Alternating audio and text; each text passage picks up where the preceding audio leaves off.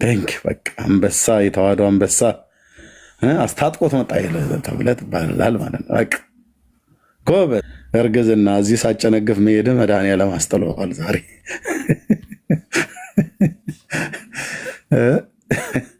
በእውቀት ቢሆን ኖሮ የእርግዝና ብለህ ያልከውን እዚሁ መድኃኒቱ ይሰጠ ነበር ማለት ነው። እና አትርፈዋል መድኃኒዓለም ለማለት ነው። የእርግዝና ምንድነው ነው ያለው ራሱ ስሙ? የእርግዝና ምንድነው ያለው? የእርግዝና መረጃ ነው ያለው። እሺ ሰው እንዴት አንድ ቦታ ላይ እንዴት ቆሞ አይጠይቅ? አጠይቅ እኮ አይደለም የተባለውና ኤኒዌይ መጽሐፍ ቅዱስ አንብቡ። የሞቱ ጻድቃን አያማልዱ። በእግዚአብሔር ዓለም ውስጥ ፈልጉ። እግዚአብሔር የማቱሳላን አይነት ዕድሜ ይስጣችሁ፣ 969 ዓመት ያኑራችሁ ጌታ። እነዚህን ሁሉ ዘመናት ከዚህ በኋላ እግዚአብሔር ጨምሮ ብትኖር ዓይንህ ደክሞ እስኪፈስ ድረስ ብታነብ በእግዚአብሔር ቃል ውስጥ ማርያም ታማልዳለች ብሎ የሚል አይደለም በግልጽ የተጻፈ በግርድምድሙ እንኳን የለም። አታገኙ። ማንንም አማልዳ አታውቅም፣ ልታማልድም አትችልም። የለም። አይኛ ዝም ብለን በድርቅና ነው የምንለው ብላችሁ ካላችሁ በቃ ማለት ትችላላችሁ። መምህራችሁ ምህረት አብ እንኳን ራሱ ከሱ የበለጠ መምህር ነበረ። ጠቅሼ የማሳየው ገልጬ የማሳየው አትጠይቁኝ ጥቅስ እዩና እመኑኝ የልቤ ሲደርስ ብሎናል። በቃ ስለ ማርያም አማላጅነት ሲጠየቅ ገልጬ የማሳየው አትጠይቁኝ ጥቅስ አለ። ፔንቴዎች አትጠይቁኝ ነው። ስማችንን ፔንቴ ብሎ አልጠራም እንጂ አትጠይቁኝ ጥቅስ የሚጠይቅ ማን ነው? ፔንቴ ነው። ማርያም ታማልዳለች እመቤቴ አቁራሪተ መዓት ብለህ የቱ ጋ ነው መዓት የምታቆራው? አምጣ መረጃውን አምጣ። መጽሐፍ ቅዱስ እንደዛ ብሎ ካላት የጌታችን እናት እንላታለን ነው እያልን ያለ ነው። መረጃ ግን የለም። ስለዚህ ገልጬ የማሳየው አትጠይቁኝ ጥቅስ እዩና እመኑኝ የልቤ ሲደርሳል። እኛ ደግሞ የምህረት አብ የልቡ ሲደርስ እያየን አናምንም። በተጻፈ ነው የምናምነው፣ በእግዚአብሔር ቃል ነው የምናምነው። ስለዚህ እመቤቴ ትለምንልኛለች፣ ትጸልይልኛለች። የራሳችሁ መጽሐፍት አትለምንልህም ይላል። የሰኞ ውዳሴ ማርያም የአንድምታ ትርጓሜ ማለት ነው። አትለምንም። ልመናስ ከዚህስ በኋላ እንኳንስ በሷ በሌሎችም የለባቸውም። በቀደመ ልመናዋ የምታስተምር ይህንን ስለሆነ ይህንን አለ እንጂ ይላል። በቃ ወደ ቤት ነው መበተን ያለብህ። ኦርቶዶክስ ራሷ አታማልድህም ብላ የውዳሴ ማርያም የሰኞ ውዳሴ ማርያም ላይ የአንድምታ ትርጓሜው የራሳ አባቶች ሊቃውንቱ አዛውንቱ ብለህ የምትላቸው ተርጉመዋል። ምን ይሻላል? በቃ ለጌታ ትምህርት ብቻ እጅ መስጠት የለም። ይሄ ሁሉ ወደ ስንት ሚሊዮን የሚቆጠር ኦርቶዶክሳዊ እንደፎከረው ቢሆን ኖሮ የማርያምን አማላጅነት ባገኘው ነበር። አንድ የለም። እንዴት አንድ ጽሑፍ በሌለበት ማርያም ታማልዳለች ተብሎ አይኑን አፍጥጦ በቃ ሁሉ ማለት ነው። አሮጊቱም ሽማግሌውም በእርግማን አንተ ማትረባ እናንተ ከመጣችሁ ሀገር የሰራች ቤተክርስቲያን ልታፈርሷት ማን ኦርቶዶክስ ትፍረሳለች? ማርያም ማማልዷን ከመጽሐፍ ቅዱስ አሳይ ነው።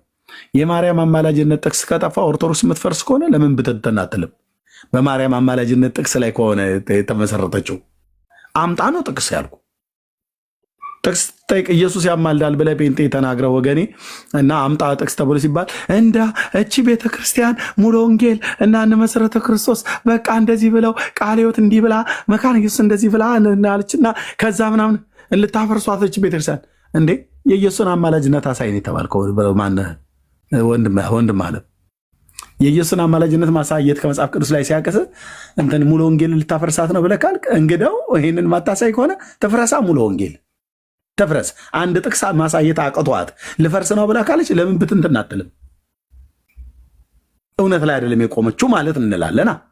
ግን ሙሉ ወንጌል ብትጠየቅ የኢየሱስን አማላጅነት ታሳያለች። ኦርቶዶክስ ግን የማርያምን አማላጅነት አሳይ ተብላ ስትባል አያሳዩ። ለምን? የተጻፈ የለም። ሙሉ ወንጌል ከታምታም ታሳየው የተጻፈ ስላለ የኢየሱስን አማላጅነት አንድ ሁለት ብለን እናስቆጥራለን ማለት ነው። እየሳቁ ነው፣ እንደውም እየሳቅን ነው የምናሳየ። መጽሐፉ አንድ ቦታ አይደለም፣ ሁለት ቦታ አይደለም፣ ሶስት ቦታ አይደለም፣ አራት ቦታ አይደለም፣ አምስት ቦታ አይደለም። እንዳለ እኮ ነው የሚናገረው ስለ ኢየሱስ ክርስቶስ አማላጅነት፣ መካከለኝነቱ፣ አስታራቂነቱ፣ አማላጅነቱ፣ በሊቀ ክህነቱ ስራ የተጻፈን መካድ፣ ያልተጻፈላትን ማመን። ስለ ኢየሱስ ክርስቶስ አማላጅነት መጽሐፍ ቅዱስ ይመሰክራል፣ ተጽፏል። እሱን አያምኑትም፣ የተጻፈውን አያምኑትም። የተጻፈውን ይክዱታል።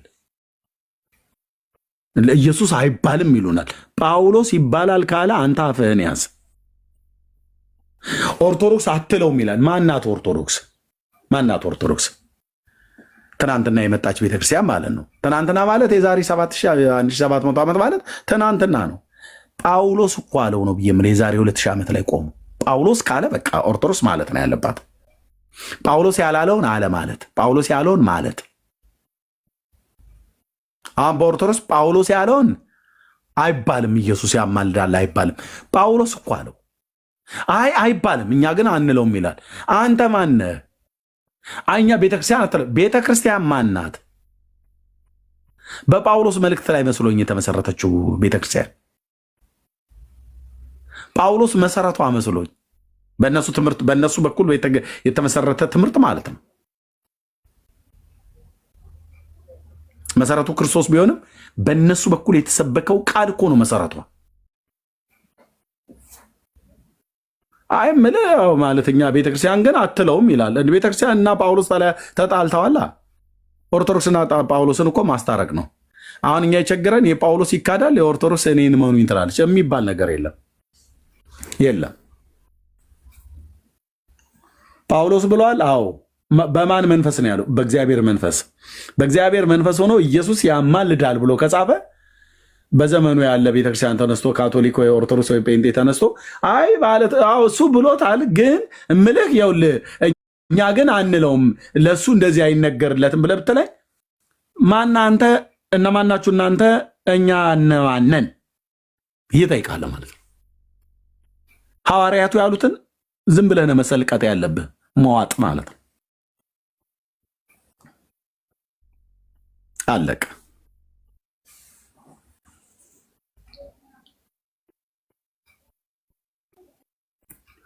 ማርያም ከሙታን ተነስታለች ላሉ ኦርቶዶክሳውያን መረጃ አምጡ። የለም የተጻፈ ወንድሞች እናቶች፣ ማርያም ታማልዳለች መረጃ አምጡ ከመጽሐፍ ቅዱስ። የለም። ማርያም በሁሉ ቦታ ትገኛለች መረጃ አምጡ ከመጽሐፍ ቅዱስ። የለም። ማርያም ልጅ ትሰጣለች መረጃ አምጡ ከመጽሐፍ ቅዱስ። የለም። ማርያም ቤዛዊተ ኩሉ ዓለም ናት። መጽሐፍ ቅዱስ መረጃ አምጡ። የለም።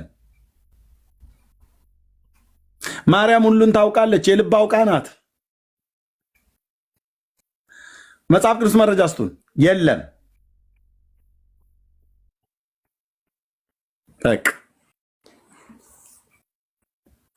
ስለ ማርያም መጽሐፍ ቅዱስ ውስጥ የተጻፈው ምንድነው? እናት መሆኗ ተጽፏል። ብጽዕት መሆኗ ተጽፏል።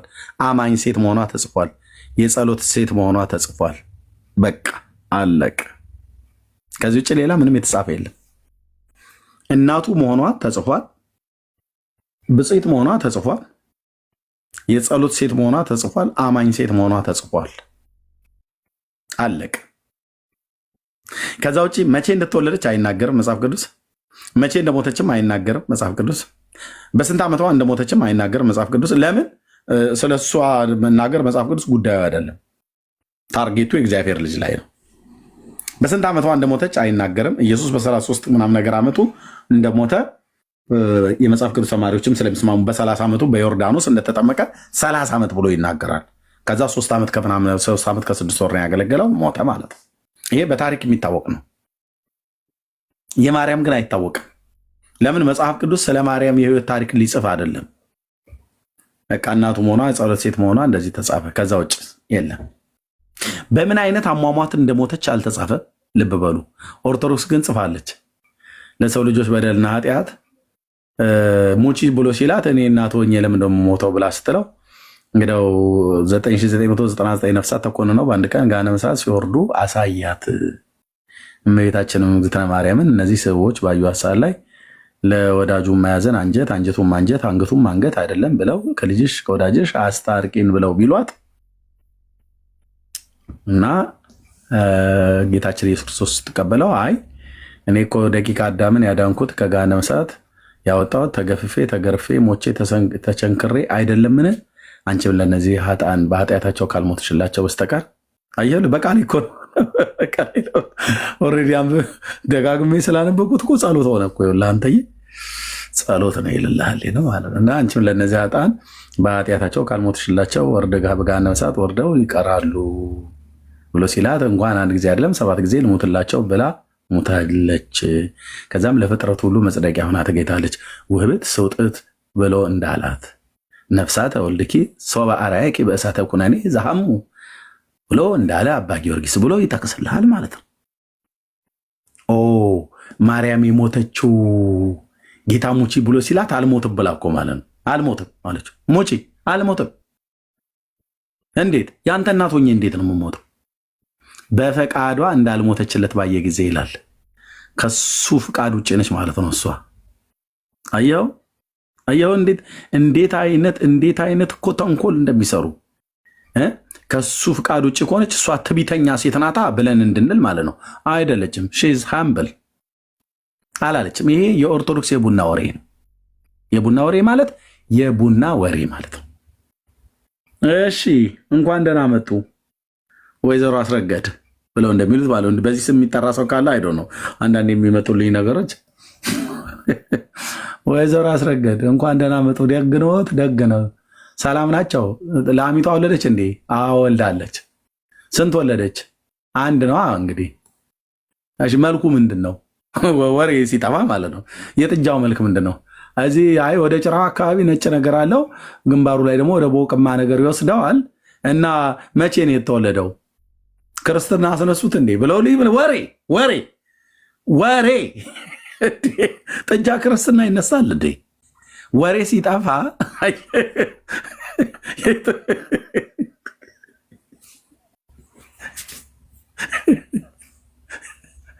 ምን ይበሉ? ጥጃው ላይ እኮ ሲወለድ ቃጭል እናስራለና ማህተም መሆኑ ነው። አንዴ የኔ ስጋ ዘመድ ነውና ለጋ ማነው ሰንጋተራ የሚባለውን አካባቢ ታውቁታላችሁ፣ አዲስ አበባ እና እዛ ቤት ገዝተው ነበር። እዚህ ተክለ ሃይማኖት ጠማማ ፎቅ ከሚባለው ወረድ ብሎ እዛ ጋር ነበረ ቤታቸው፣ የድሮ ቤታቸው። ስጋ ዘመዴ ናት እና ወደ ሰንጋተራ ገቡ ያን ሸጠው። ከዛ አያቱ እዛ ነበሩ፣ አክስቴ ቤት ማለት ነው። ነጭ ክር እያመጡ አልጋው ብረት ላይ እግሩ ላይ ሁሌ ነው የሚያስሩት እና እቴትዬ ነው ብሎ የሚላት እቴትዬ አልጋውን ክርስቲያን ልታረጊው ነው እንዲ ሁሉ ቀን ማህተም የምታስሪለት ምናምን ነገር ብሎ ያላት ቃል አረሳውን ጌታ እግዚአብሔር ምስክር። እና እንደዚህ ወሬ የሚፈልግ ሰው በቃ ላሚቷ ወለደች። አዎ ምን ወለደች? ጥቁርና ነጭ ቅልቅል ነው። እና እንዴት ነው ጤንነቱ ሰላም ነው ምናምን ነገር። አሁን የምችም ስለ እንስሶች እንደዚህ ይጠይቃል። ከዛ ቁጭ ይሉልሃል በቃ። እሺ ወይዘሮ እኮ እንትና የሚገርማችሁ አቤት ደግሞ እኮ ወሬ ሲያጣፍጥ የኢትዮጵያ ሕዝብ ውይ ይመትሩታል አልኩ። ቲያ በኋላ እንዲያማ ካደረገ ደግም አልሰራም ይሉልሃል በቃ። ከዛ ብራዘር የምስራቁ ንፋስ፣ የሰሜኑም ንፋስ፣ የደቡቡም ንፋስ፣ የምዕራቡም ንፋስ ወሬ ይዞ ከአራቱም ማዕዘናት ወደ እነዛ እህቶች የሚነፍስ ነው የሚመስለኝ።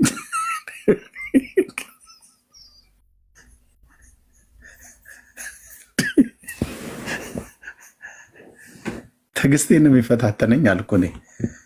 በቃ እንደዚህ ወሬ ልክ እሱኑ ነው የተጻፈው ማለት ነው ገድል ላይ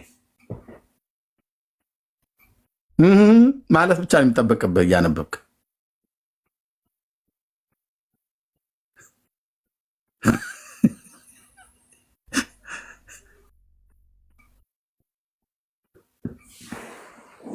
ምንም ከሰው ልጅ ህይወት ጋር ማይገናኝ ጽሁፍ። ወይኔ ወገኖቼ እነዚህን መጽሐፍት ብታነቧቸው ነገሩ መጽሐፍ ቅዱስን ካላነበብ ብታነበው እያጣጣምኩ በጣም ድንቅ የሆነ ታሪክ ነው እያልክ ነው የምጥለው። መጽሐፍ ቅዱስ ግን አስቀድሞ ያነበበ ሰው በኋላ ገድላትን ሲያነብ ምን ብዬ ልበላ አይዶ ነው። ቆይ መናኛ ነው የሚሆንብህ። ዋናው መጠጥ ተጠጥቶ ወደ መጠጥ ብዙ ኢትዮጵያዊ ስለሚወድ በዛው በመጠጡ ምሳሌ አድርጌ ልስጥህ። ድሮ ዋናውን ጠላ ከጠጣን በኋላ ቅራሬ የሚባል ነገር አለ አይደል? እንደውም ከቅራሬ በጣም ያነሰ ማለት ነው። በቃ ውሃ ውሃ የሚል ምንም ጣዕም የሌለው ከውሃ ጋር የተቀላቀለ ወይን ጠጅ እንደዛ ብለው ይሻላል በመጽሐፍ ቅዱስ። ወይንሽ ከውሃ ጋር ተደባለቀ ይላታል። ማለት ምን ማለት እንደው ታውቃለህ? ጣዕም አጣ ማለት ነው።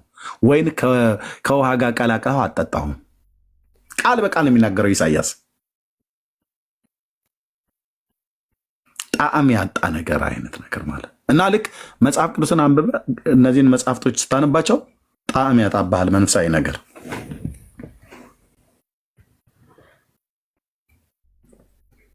አዎ መናኛ ማለት ነው። ሄሉ ልክ ነሽ። እንደ ገሊላው ቃና ሰርግ ማለት ነው። መናኛ ይሆናል ማለት ነው። መጽሐፍ ቅዱስ እስካላነበብክ ወርቅ ነገር በቃ ያነበብክ ነው የሚመስል። ምክንያቱም ሚዛን የለህም። ሚዛን በሌለበት የነገሩን እውነተኝነት አታውቅም፣ እንደዚሁም ደግሞ አይታወቅም። እንደዚሁም ደግሞ ምላስም ጥሩ አድርጎ ማይላይ ከሆነ ጣፋጭና ሻካራውን አይለይም ማለት ነው። እና መጽሐፍ ቅዱስ አንብቡ ፕሊስ ፕሊስ። በጌታ በጌታ በጌታ በጌታ ልለምናችሁ፣ የሰው ልጅ የሆነ በሙሉ መጽሐፍ ቅዱስን አንብቡ።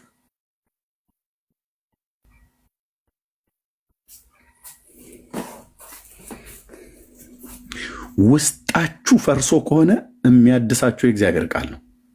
ውስጣችን ፈርሶ ከሆነ የሚያድሰን የሚሰራን የእግዚአብሔር ቃል ነው። ለመጽሐፍ ቅዱስ ጊዜ ስጡና ቁጭ ብላችሁ አንብቡ። ቁጭ ብለን ትዕግስት ይጠይቃል፣ ጊዜ ያስፈልጋል። ጸጥታ ቦታን ምረጡ። መጽሐፍ ቅዱስ የእግዚአብሔርን ቃል አንብቡ።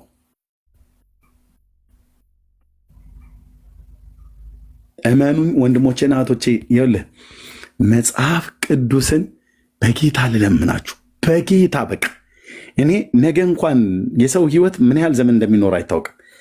ባልፍ እንኳን ራሱ ወደ ጌታ እንኳን ብሄድ በዚህ ቃል የምትቀሩ ሰዎች ለሰዎች ምከሩ ፕሊዝ። መጽሐፍ ቅዱስን አንብቡ አንብቡ አንብቡ።